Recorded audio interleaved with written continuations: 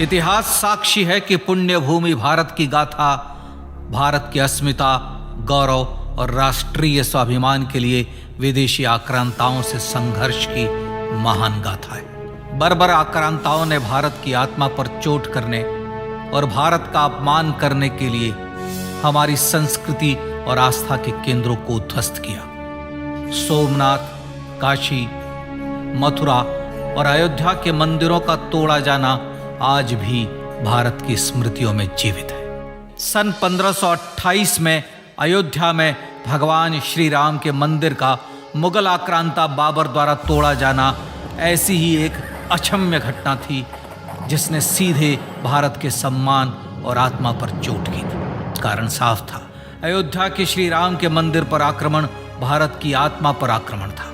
जहां हर भारतीय के रोम रोम में राम बसते हैं, वह भारत यह अपमान कैसे सहता। राम मंदिर पर आक्रमण भारत को आहत कर गया था। विदेशी हमलावर अपनी बर्बरता दिखाते गए और भारत अपने आत्मगौरव को फिर से पाने के लिए संघर्ष करता रहा। भारत रामलला के जन्म स्थान पर बाबर के नाम पर बने एक ढांचे को देखता और उसे हटाने का संकल्प लेकर शक्ति संजोया करता।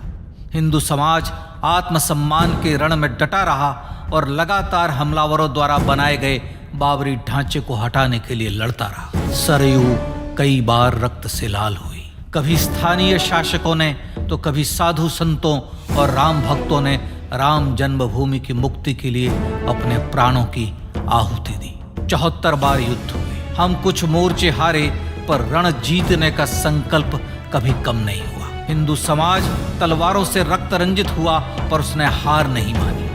उसका संकल्प अजेय था। 15 अगस्त 1947 को देश की आजादी के साथ सैकड़ों सालों से चले आ रहे इस संघर्ष में नई ऊर्जा और एक नया मोड़ आया। अचानक 23 दिसंबर 1949 को बाबरी ढांचे में श्री राम लला प्रकट हुए। हजारों राम भक्त दर्शन के लिए उमड़ पड़े। तत्कालीन प्रधानमंत्री पंडित जवाहरलाल नेहरू ने उत्तर प्रदेश सरकार को श्री राम लला को विवादित ढांचे से हटाने का आदेश दिया। उत्तर प्रदेश सरकार ने अयोध्या के कलेक्टर को यह काम दिया और यह निर्देश भी कि जरूरत पड़ने पर वे बल का प्रयोग भी करें। अयोध्या के कलेक्टर ने सरकार को उत्तर दिया कि यह नरसंहार के बिना संभव नहीं है, और फिर भी वह ऐसा चाहती है तो किसी दूसरे कलेक्टर से यह काम करवा ले। परिणाम स्वरूप रामलला की मूर्ति वहीं विराजमान रही। विवादित ढांचे को बंद कर दिया गया। केवल पुजारी को सेवा अर्चना के लिए भीतर जाने की अनुमति थी। फिर भी राम भक्त विवादित ढांचे के बाहर से प्रभु श्री राम की आराधना करते रहे। भारत के हिंदू समाज के लिए चुनौतियां और बढ़ गई। मामला अदालत में गया।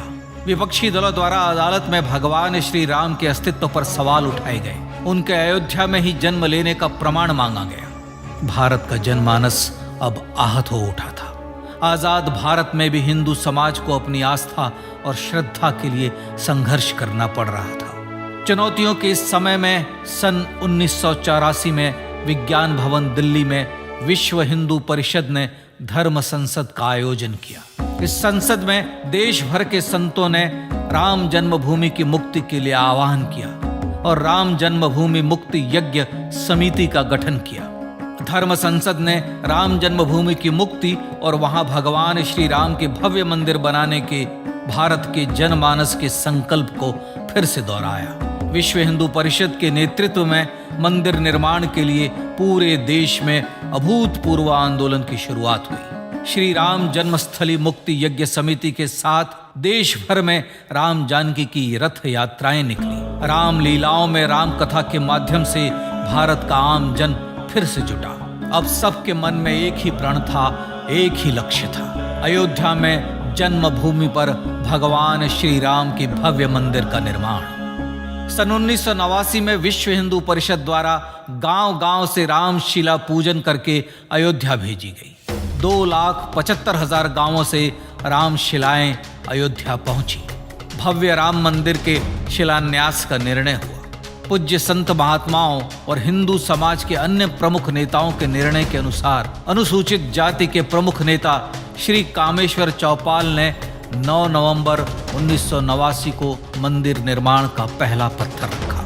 राम जन्मभूमि पर मंदिर निर्माण के लक्ष्य की पूर्ति के लिए सन 1990 में सोमनाथ से अयोध्या के लिए श्री लाल कृष्ण आडवाणी ने रथ यात्रा की शुरुआत की। देश में जन भावनाओं का ज्वार उबड़ने लगा। श्री लाल कृष्ण आडवाणी के रथ यात्रा के साथ साथ मंदिर के लिए जन समर्थन बढ़ने लगा और छद्म सेकुलरवाद बेनकाब होने लगा। इस जन आंदोलन को रोकने की तमाम कोशिशें हुई पर सब व्यर्थ हुई। विश्व हिंदू परिषद ने देशवासियों से अयोध्या में जन्मभूमि पर मंदिर निर्माण के लिए 30 अक्टूबर और 1 नवंबर 1990 को कार सेवा का आह्वान किया। परिणाम स्वरूप लाखों राम भक्त कार सेवा के लिए देश के कोने कोने से अयोध्या आए। इससे देश की एकात्मता का विराट दर्शन हुआ। कार सेवकों को रोकने के लिए उत्तर प्रदेश के तत्कालीन मुख्यमंत्री श्री मुलायम सिंह यादव ने अयोध्या में परिंदे को भी पर न मारने देने की घोषणा की। स्थितियां गंभीर हो गई। अयोध्या से 100 200 किलोमीटर दूर रेलगाड़ियां रोक दी गई। अयोध्या युद्ध भूमि बना दी गई। मार्ग बंद, रेल बंद, चप्पे चप्पे पर पुलिस।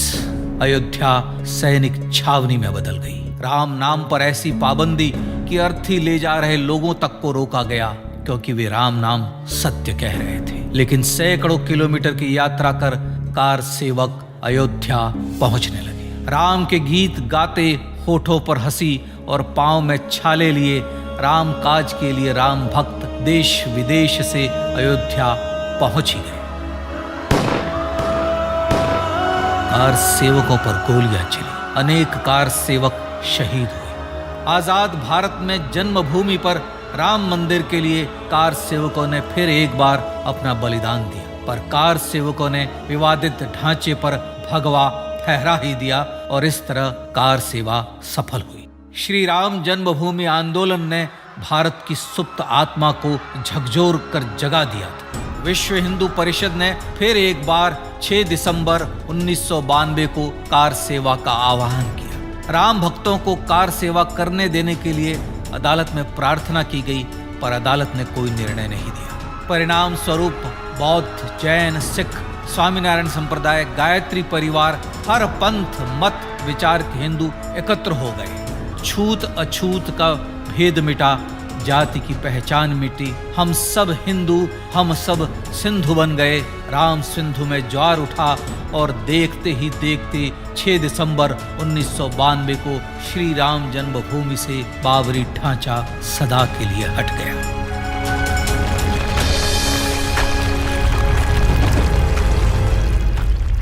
यह क्षण शौर्य, न्याय और सत्यमेव जयते का क्षण था। यह तो धर्मस्ततो जय का क्षण था। पर संघर्ष की गाथा यहां जाकर भी नहीं रुकी।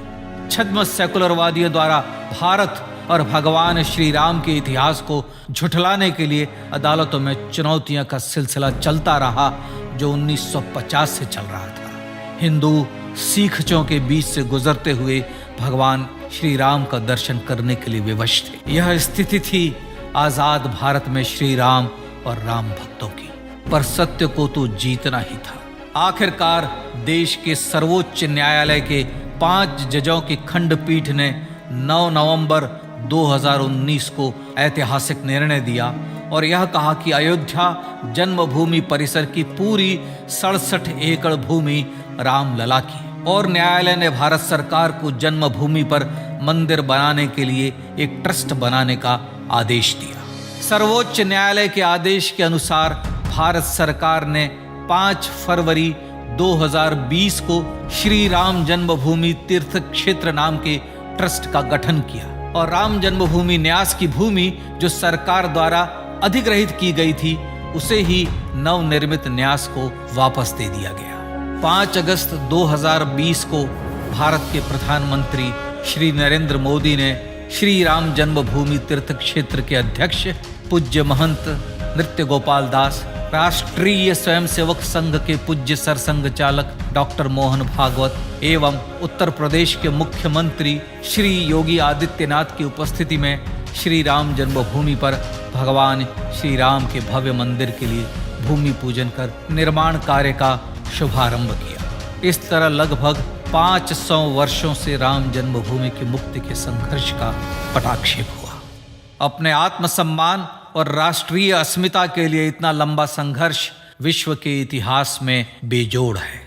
श्री राम भारत की आत्मा, भारत की परिभाषा, हमारे राष्ट्रीय आदर्शों और जीवन मूल्यों के प्रतिनिधि मर्यादा पुरुषोत्तम हैं, जो हर हिंदू के होठों पर जन्म से मृत्यु तक रहे। बस यही हर हृदय में प्रार्थना होती है। राम भारतीय राष्ट्रीय स्वाभिमान और आसेतु हिमालय से समुद्र पर्यंत तक जन जन को एकात्मता के बंधन में बांधने वाले रक्षा सूत्र है। अयोध्या स्थित श्री राम जन्मभूमि पर बाबर का हमला वास्तव में भारत के स्वाभिमान और राष्ट्रीयता पर हमला था। प्रधानमंत्री श्री नरेंद्र मोदी द्वारा श्री राम जन्मभूमि पर राम मंदिर का पुनः निर्माण न केवल बाबरी मानसिकता का पराभव है, बल्कि संपन्न, सुखी, सुसंस्कृत, सर्वशक्ति संपन्न स्वराष्ट्र का सूर्योदय भी है। यह उस राम राज्य की दिशा में वह कदम है जिसकी अभिलाषा राज राजेंद्र चोल,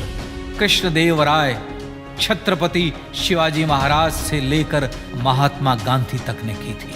अयोध्या में जन्मभूमि पर भगवान श्री राम का मंदिर न सिर्फ राष्ट्रीय गौरव होगा, बल्कि वह श्री राम के आदर्शों का राष्ट्र मंदिर होगा।